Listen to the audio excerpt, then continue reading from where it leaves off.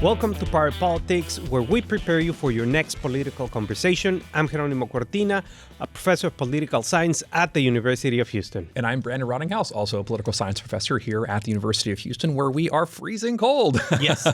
A lot of people obviously are in the same boat across the country, but also across Texas. We'll talk about how the grid held up and who gets the blame and credit for when things go well and things go poorly. Yep. We're also going to talk a lot about Iowa, where it's also frozen, right? We had a first caucuses this week of 2024. The presidential election officially kicks off. And so we'll talk all about who won, who lost, and, you know, who's just hanging on.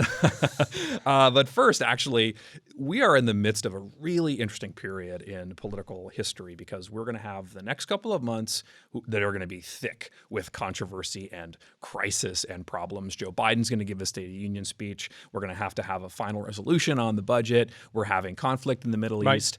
It's going to be a really busy couple of months. And we left off kind of last week talking about how Congress kind of wasn't getting much done. They were only able to kind of kick the can. But actually, happily this week, they were able to accomplish something. It's not a done deal as in of theory. yet. As of yet. No, so good. We don't want to count our chickens before they're officially hatched. But it looks like that Congress is effectively putting together a pretty good framework for a $78 billion tax credit aimed at businesses and low-income families. We said Congress can't legislate, but I think they were inspired by the Texans' playoff run. So, you know, good for them and maybe good for all of us. But Ron Wyden of Oregon and Jason Smith of the House of Missouri have put together a pretty serious package that gives business incentives and gives some child care credit expansion. What do you make of the fact that they've come together in a bipartisan way and are able to do this on an issue that both Republicans and Democrats have been talking about for a long time? Well, I think it's, you know, the classic Christmas miracle in January, right? And if you remember Delayed, but right. If you remember, that movie was due to a road closure. Some people get stranded in an abandoned church during a storm, and they have to work together and, you know, surpass some dilemmas, et cetera, et cetera. So I think is they watch the movie and say, oh, this could work. But it does work. Yeah. It works. Yeah. Okay. But I think it's a very interesting thing, especially when you think about the child tax credit. Yeah. Because during the pandemic, this was implemented. And during the pandemic, it showed, right, that families, especially low-income families, are going to receive this tax credit. Poverty was significantly reduced. Yeah. So you have millions of kids that are going to be benefited by this. So I think it's a fantastic idea. Yeah. And it's already paid for on the one hand. And then you throw in, you know, expired business tax benefits that also were implemented during the pandemic. That are going to be related to research, capital deductions, et cetera, et cetera, et cetera. And that is going to create at least, I guess, you know, a little bit more of enthusiasm in the economy and also help people out of poverty. Yeah. So I think it's great. However, you said it. Oh, you had me, and then you started with the whoever. So, you know, it's a rare bipartisan agreement, right? People sat down, did the numbers. It works perfect. But we are in 2024, and the question is if some Republicans in the House, right, are going to give a win to President Biden in a presidential election year. Yeah. And that's a tougher thing to swallow. But obviously, I think to me the same kind of question came up, and that's when and how Joe Biden would take advantage of this. Right? They need some wins, and they need actually for people to feel those wins because economically, it's still an issue that needs to be something people can touch and can talk about. And at this point, the polling shows that people aren't that enthusiastic about how the economy is doing, even if sometimes the economy is on a number basis doing better. The good news for the Biden administration and for the Biden campaign is that they've got a ton of money to spend to convince people that it's true. And we know actually from political science literature that presidents can talk their way into a good economy. They can talk about how things are improving. They can talk about the state of the market. That actually does increase spending or it increases savings. And so there are ways that the president can actually use his huge war chest, which was another big piece of news this week. The Biden-Harris campaign raised more than $97 million in the final quarter of 2023, and they have a whopping $117 million cash on hand, the biggest of any Democratic candidate in history, which is really stunning to see. What is happening with this amount of money?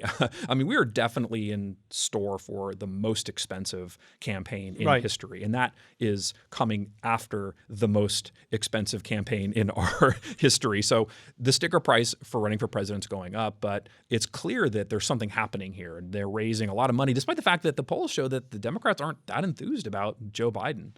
Right, but when you look at I think it's a game changer for the Democrats, right? Especially for President Biden, Vice President Harris. I think it's a game changer because that's a lot of money. Yeah, and especially in a climate in which former President Donald Trump seems to be the almost Republican nominee for the November election. But the most interesting thing... I think we can drop the almost, but we'll talk about that in a second. Okay. I mean... You're not sure of it. I'm not sure. Okay. But anyways, I think that Iowa is blown out of proportion. But we'll talk about that in Don't just tell that a to second. Iowans. I don't like that. The caucuses, not Gotcha. Iowa. Yeah. Iowans we love. Yeah, the caucuses, absolutely. You're not sure about. Okay, Right. we got that. So, recent polls have shown that, there is no clear winner. Yeah. The country is 100% divided. Really divided, 50% support former President Donald Trump, 48% supporting President Biden. Yeah. So everything is within the margin of error. Yeah. There's no clear winner. There's nothing. And what we showed before is, or what we know from previous election, is that Joe Biden, in a head-to-head to Trump, he won. So right now he's 1-0. Yeah, okay. So you're saying that, they can try to recreate that kind of atmosphere and I think get the win again. I mean, I think that, and given the current situation with Donald Trump and 91 counts in all his legal troubles, there is a case to be made, right? Yeah, and I think, too, that, the polling is odd because, the campaign hasn't really started yet. I mean, the Republicans have been running for a year, but the Democrats haven't, right? Joe Biden has been pretty quiet and, frankly, smartly so. As we said just a minute ago, the more the president kind of pops his head up, the more partisan the outcomes become, especially on legislative matters. So he's better off kind of laying low until you need to strike. But honestly, $117 million is going to give him a lot of flexibility in terms of striking. The other thing, too, is that, remember, this is not just an election about who's going to be president. There's also a bunch of Senate seats down ballot and House is in the balance. So there are a lot of these opportunities where the Biden administration can spend some money in places where, for instance, they might not win, but they can see some down ballot success potentially for Democrats. So Texas is a good example of that, right? Spending a little bit of money here might go a long way. They're going to have competitive races in Montana, hard state for Democrats to win. Arizona, which is trending, but definitely is still a tough race. West Virginia, they're probably going to lose, but some money may help shift that. So there's a lot of things that money can buy, right? And so for him, at least, there's an opportunity to be able to move that needle. So we'll see. But let's talk about a state that isn't on that list, but is on everybody's list this week, and that's Iowa. We are talking about the election in 2024. This is Iowa. This is the caucuses. It's go time, right? You said that the caucuses are overblown, but Donald Trump destroyed his competition, right? We said last week that he was going to have to really make sure he hit his numbers, and boy, did he. He won almost every county except for one county, and he lost that one county by one vote. Yeah. That's insane. He passed the 50% threshold. He beat everybody by 30 points. Ron DeSantis comes in a distant second, followed by Nikki Haley, just trailing him by a little bit. What does this mean for all of these players? Well, I think, on the one hand, you can see the cup either half full or half empty. Yeah. And I'm kind of half empty in this situation. I see. Right? Okay. I'm always very positive. Now, you're always optimistic. So explain. Yeah. But in this case, when you look at the results, Donald Trump won with 51% of the vote. Right. Yeah. That means that 49% of Republicans don't like Donald Trump. Yeah. Right. Good point. So when you look at that, you see the Republican Party 1,000% divided, right in the middle. Yeah, and it's not like we don't know who Donald Trump is, right? Like they know who he is, and they've chosen to vote for somebody else for some different reasons, right? But yeah, I think you make a good point.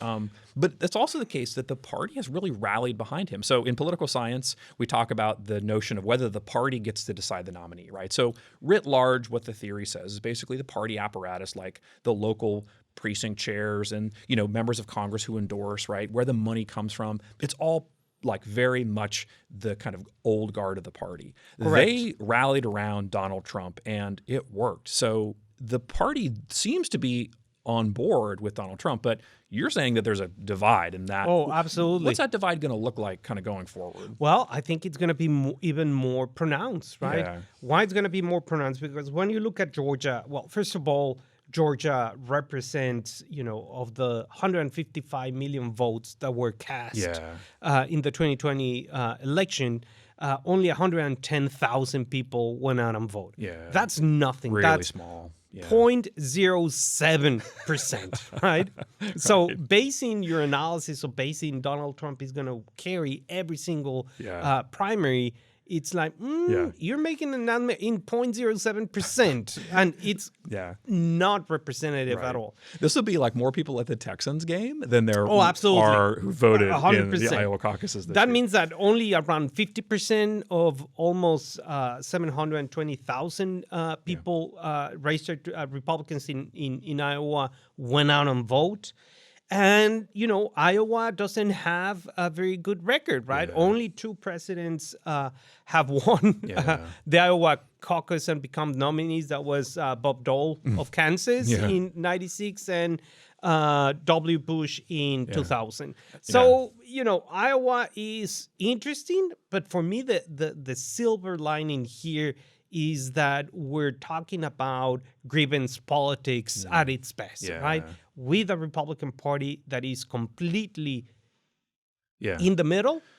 And also that translates to the Texas Republican Party, where we know that the Texas Republican Party is also cut in half. Yeah, definitely drinking that Trump wine. At least half of them are. But I want to talk for a second about the good job that Donald Trump did, because unlike the way that it went down in 2016, they really did steer into the skid. In 2016, they had no organization, no people on the ground. They had so little money that they spent. They just kind of went in basically on the air war. But it turns out that they got smart. They figured out that they needed to get people on the ground. They had campaign organized in a very clear way. They had offices set up. They had these kind of commit to caucus events, which became like a prized little nugget. People had these like special gold hats that they would wear, and it became like a kind of, you know, moment for them. And I think that's a smart way to engage the grassroots. And it, of course, only affected 100,000 people, but it was enough to win. Yeah. So that's one thing I think. They got smart about campaigning. And if that plays off in other states where his organization can generate that kind of stable win, then I think he's going to be basically the nominee, if he's not already the nominee.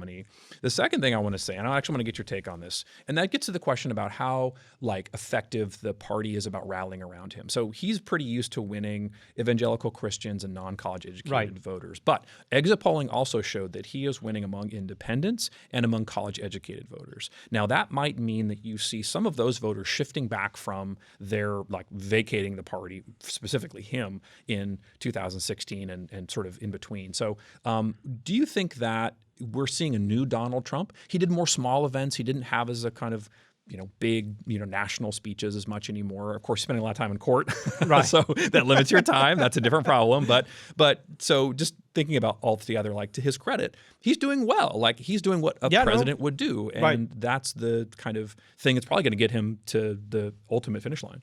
Right. So, you know, he's selling a product, right? Yeah. And the question is... He knows how to do that. Exactly. Or less, yeah. And the question is if that product is going to work in different markets, right? Yeah. When you look at Iowa, for example, the electorate doesn't reflect in any shape or form the U.S. electorate, right? You know, it's majority, as you say, evangelical, white, older, et cetera, et cetera, et cetera. Yeah. when you go to New Hampshire, I think that's going to be the first test. And that's where we're going to see how well he's going to do in states, right, that are more reflective of the U.S. demographics and obviously of the U.S. voters. New Hampshire's like a big suburb. It's like college educated, typically older voters. So Nikki Haley says it's a two-person race, that it's going to be kind of her and Trump ignoring DeSantis. That's odd because obviously she came in basically third. But she wants to count on New Hampshire to do exactly this, to sort of bring in this other fold of the Republican Party. Is it going to work? I don't know. Well, I mean, but the question here is Donald Trump is selling product X, right?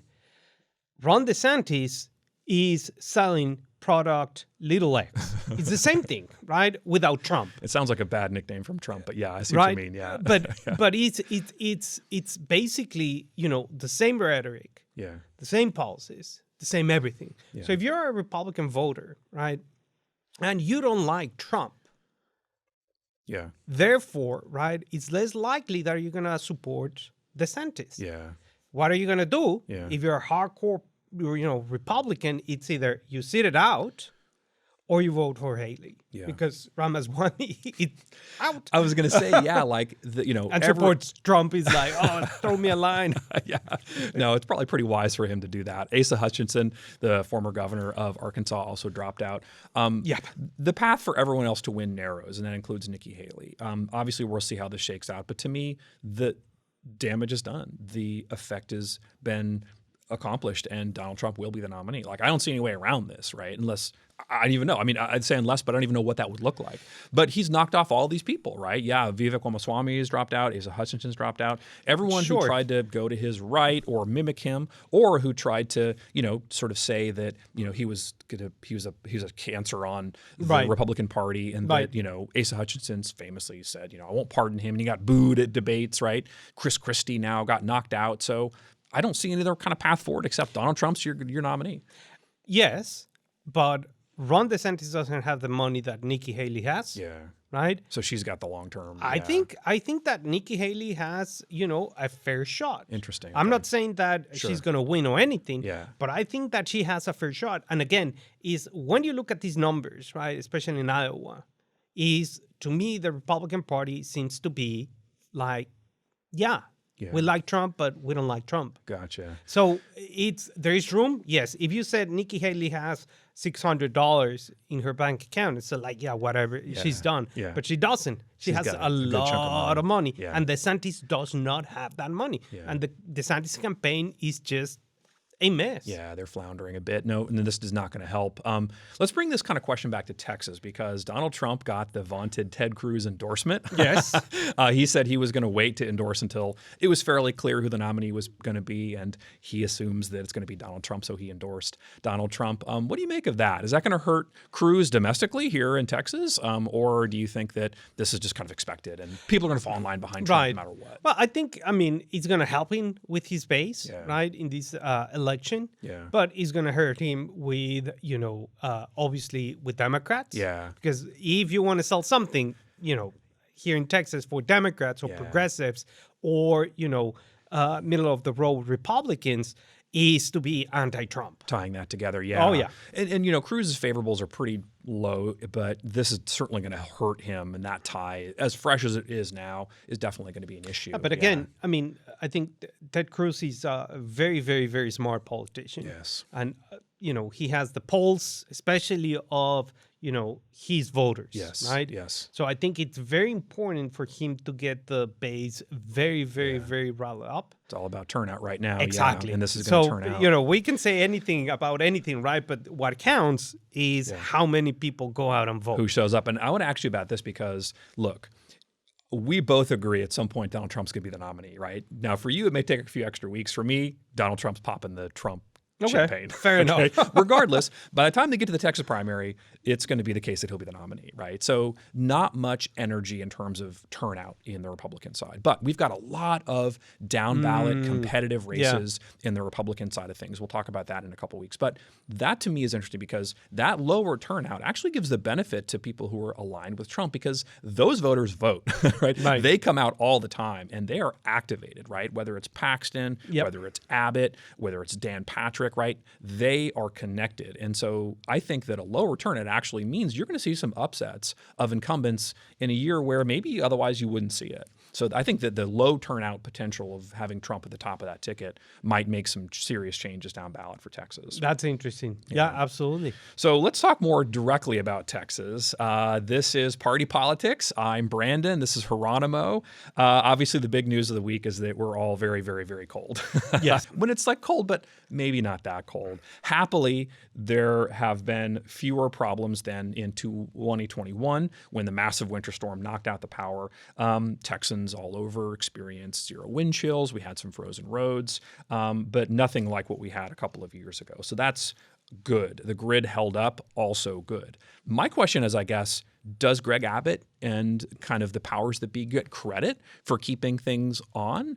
Even if maybe they'd never got necessarily kind of harmed by having it go off. Right. So what do you think about that? I mean, is this something that they can brag about to say like the state's doing well and we've got the infrastructure to put the money where our mouth is? Right. Well, I mean, I think yes, but they're gonna, if I were them, I would advise to just dial it a notch down, right? Don't set expectations too high in case. Exactly, because I mean, the question here is this was not Uri, right? Winter Storm Uri, by any shape or form. Yes. Right. We had roller coaster temperatures. We were below zero, then above zero, then a little below, then above, et cetera, et cetera, et cetera. So that changed, right, the dynamic of how these extreme weather events affected the infrastructure. Yeah.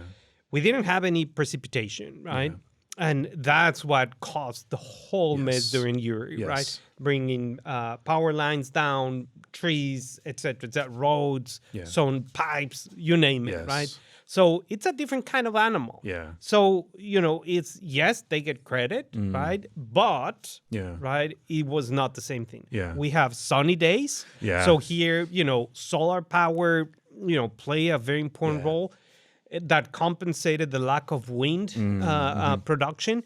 But, sun came out, solar power, batteries were charged, sure thing. Things like, all of the above strategy seems to be working. Yeah, so... And no one has to get blamed, especially when it comes to the kind of question about natural gas versus renewables, right? As you said, I think that was important and got kind of, shuffled aside because nothing bad happened. But I think that's a win for Texas, despite the fact that if it went a different way, it would certainly have been worse. Right. But I actually want to talk about a couple of other things. The first is about the busing. We've talked about the governor's strategy of busing migrants from the border to other places. The governor of Illinois, J.B. Pritzker, begged the governor to have mercy, not to send people to Chicago, where it's blisteringly cold, way colder than here. The governor decided to do that, but only because the roads were bad. As a humanitarian story, do you think that this is something which has resonance across the country? Or do you think that this is something the governor can just kind of continue to do without much sanction from that sort of perspective? Well, I think, it's a very tough question, right? Yeah. I mean, just... with perfect weather conditions, so on and so forth, having, busing migrants using in a political game, it's, It's dicey to begin with. It's dicey, right? Yeah. Given the weather conditions, I think it's the right thing to do. Yeah. I mean, you cannot send people where they're going to be not protected from the weather. Yeah. It's just not... a nice thing to do. Yes. So and it's a humanitarian question. Also, if you recall from the from the winter storm, that Ted Cruz famously bailed on Texas, went to Cancun, left the dog. That's famous. That's history. We'll certainly see that in 2024 come up. But he tweeted out again that, we should wrap our pipes, cover your plants, stay off the roads, and if you get too cold, come with me to Cancun. Like, it's sort of funny in a way, right? Yeah. Like, I get that he's trying to make light of it, but there's a serious side of this, right? Oh, Because yeah. hundreds of people died in that storm, Right. and obviously there are all kinds of implications financially to this kind of a thing. So, do you think that Ted Cruz is being a good sport about this, or is he just tone deaf about the way that these things play out on the ground? No, I mean, once again, I think that, Ted Cruz is communicating with his base, right? And that's it. He knows who he's talking Yeah, to. Yeah. I mean, it's like, Yeah. People are going to say, oh, how on Will earth- it hurt him? I mean, are there people who are like, look at this and say that's a terrible thing to say, especially in context. Right now, we forget it because it's been 2 years, right? But voters are going to be reminded of this, right? I mean, Colin Allred, at the very least, has already kind of previewed that that's happening. We've seen Roland Gutierrez talk about this. Like, this is going to be an issue people will talk about. No, absolutely. But once again, is the people that are going to be infuriated from the get-go that we're not going to vote for Ted Cruz. Maybe so, yeah. So it's, It doesn't really matter. Hence, again, the sort of controversies, these scandals sort of don't matter as much, right? There Because you the go. partisanship And you're the kind of expert. limits that. That's Yep. interesting to see. But we'll see. Yeah, because I'm curious about this because there's such visual art, right? Him walking with the bag, right? It became this kind of meme, right? Yeah. So I'm curious to see how this plays out. But he doesn't seem that bothered. Also, who's not bothered, let's talk money. Greg Abbott, this week it was disclosed because financial reports are due, took a $6 million check, one single check from Jeff Yass, who is a billionaire from Pennsylvania. He's also a massive school choice aficionado. This is, according to the Abbott campaign, the single largest donation in Texas history. It didn't come from a Texan, it came from somebody out of state, but maybe that's the way of Texas, right? We've talked a long time about how Texas politics has become national politics. So it's unlikely that you're seeing this sort of homegrown. And you don't get to be a prodigious fundraiser, as big a fundraiser in history as Greg Abbott by not taking people's checks. Right. Money talks to the ledge. That's just always the way that it's been. So I guess the question is, do you think that this is something that's going to have negative repercussions for the governor taking this huge check on this one issue from this one billionaire from out of state who wants to see this policy implemented? No. Perfect. That's all we have to say. But I do think this is a kind of coda on that the governor's war chest is a political badge of honor. So having it bigger, almost no matter what, is something that's going to sell on a national level, and money's money. Yeah, that's point. it. Yeah, I like your point, yeah. On that note, C-note. C-note. On the C-note. Oh, okay. On that C-note, that's it for this week. I'm Jerónimo Cortina. And I'm Brandon Rottinghouse. The conversation keeps up next week.